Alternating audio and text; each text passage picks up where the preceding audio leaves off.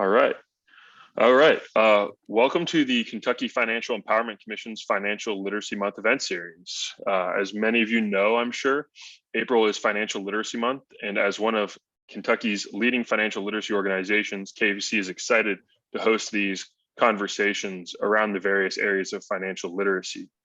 As you may or may not know, my name is Matt Fry. I am the Executive Director of the Kentucky Financial Empowerment Commission.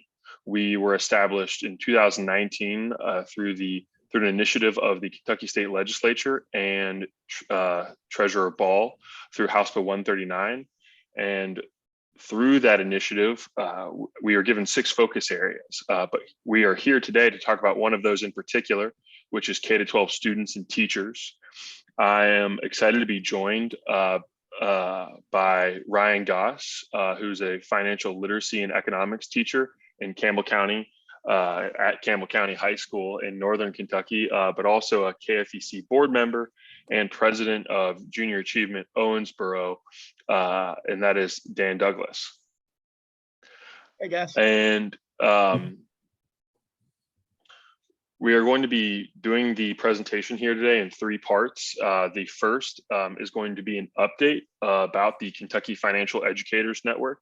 The second will be a rundown of Junior Achievement, which Dan is a part of, as I just noted. And then we will get into some questions I have for our panelists and get into some resources and just the experience that they have had as financial educators, as Ryan as a teacher, and then Dan as a provider in this space. So without further ado, I will hop right into the presentation here.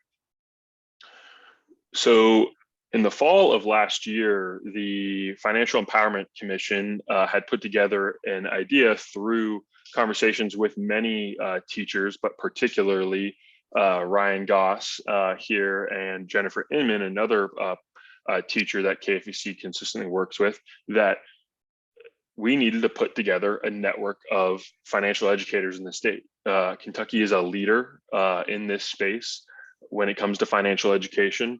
And by that, we should continue to lead the way and connect our teachers. And so that's where the idea of the Financial Educators Network was born.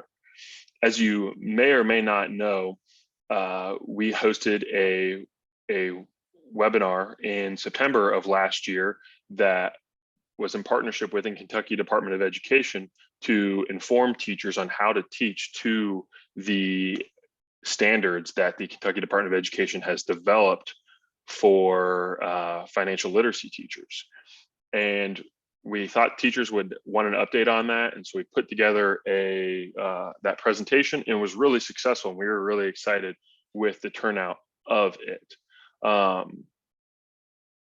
And so we wanted to build on that success here. And with working with Ryan here, we have developed the following plan for the Financial Educators Network, which has a really cool incentive to it, if you ask me at least. So the Financial Educators Network going forward will be a once semester continued education workshop for financial educators. And will also include a monthly email with classroom resources opportunities for you and your students. So something that I want to hone in on here is the broad use of the word financial educators. We have Lynn here, who's from Class Act, and we also have a number of other credit unions who are fantastic partners of the commission, where individuals that work at those credit unions actually teach financial literacy in their spare time. And I'm sure we know individuals who do this that don't work at financial institutions at all either. And so we use the word financial educator to be inclusive, because you might be a teacher like Ryan, or you might be a teller at a financial institution and you teach this. And so we want to make sure that this resource is available to you regardless of the traditional or non-traditional background you may come from, but nonetheless still teach this. And so you might be wondering, what do either of these things look like? What does a semester continued education workshop look like? What does an email with resources look like? And so the semesterly continuing education workshop is very similar to what we did in September of last year, where we're going to be providing you Kentucky specific training on how to teach financial literacy. So it might be about the standards. How do I teach better to the Kentucky Department of Education standards? What resources are out there? Because I'm new to this and I don't know what to do. Or it could be something to the effect of junior achievement has this awesome work going on right now. And how can, what can I learn more about it? How can I get involved more? And just to put this on your radar and to show you all, our commitment to it is that on September 6th, on September 6th, 5 p.m. Eastern time, we will be hosting our first Financial Educators Network event. It will be online, and it will be another continued education for you to sharpen your sword in this financial literacy space.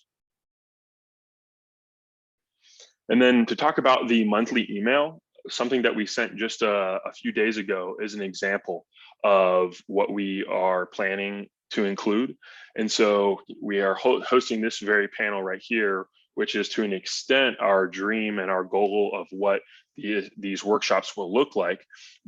And you can see that on the left with event details and such, but on the right there are a few opportunities that we hope to include more of that we think will be really, really valuable to teachers. And given us including them on a monthly basis, we think that we'll be able to keep you all in the loop on what is happening in the state, but also nationally, that could expand the opportunities and capabilities of you or your students.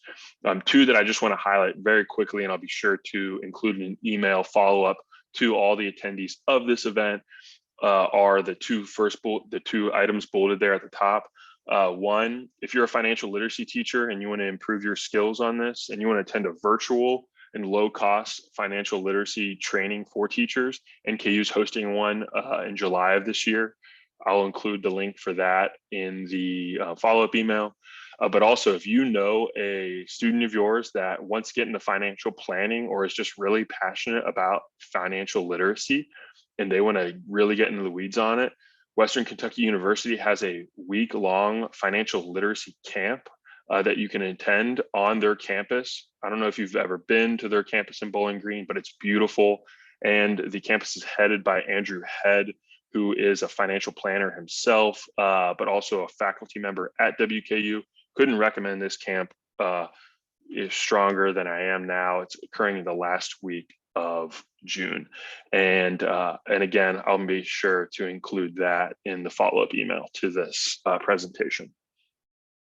And so I mentioned earlier that there's going to be an incentive to this. And I come from an economics background. I call myself an economist, and I know that incentives matter. And so for anyone who signs up for our newsletter, so you can follow that QR code that's right there on the page, and you attend our September the 6th financial literacy workshop, you will see a KFEC Yeti that is going to have the KFEC logo on the side of it, as you might have seen a few times here littered throughout our slides. And so I'm really excited about this opportunity, mostly just because I get to have a mug that's going to have our logo on the side of it. But that in its essence is the update on the Financial Educators Network. Ryan and I are very excited about this opportunity. I'm really excited to work with him too. And that is it. We're really looking forward to what's to come. All right, so I'm going to go ahead and stop. I'm going to stop